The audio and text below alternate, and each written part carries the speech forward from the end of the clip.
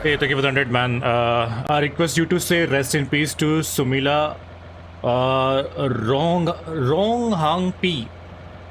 मैं सिर्फ सुमिला बोलूँगा बिकॉज मैं सरनेम प्रोनाउंस नहीं कर पा रहा हूँ. She was just a 12 years old girl burned alive by house owner for won't let her go home. She work. Oh my God. भाई क्या हो रहा है ये देश में? RIP man, RIP. May her soul rest in peace.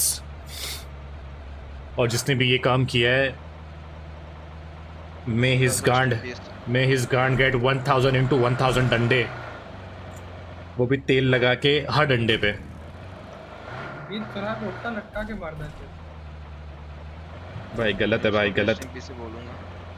हाँ उसको भी रेस्ट इन पीस ही बोलना पड़ेगा ये 2000 डंडे के बाद.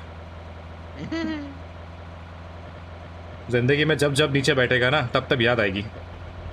और साइको लोग होते हैं, कोई लोग ऐसे. हाँ भाई साइको लोग रहते हैं यार. साइको कम चूतिया ज़्यादा रहते हैं. वो हम उनको साइको बोलते हैं बस इंग्लिश में, बाकी वो हिंदी में उनको चूतिया ही बोलते हैं.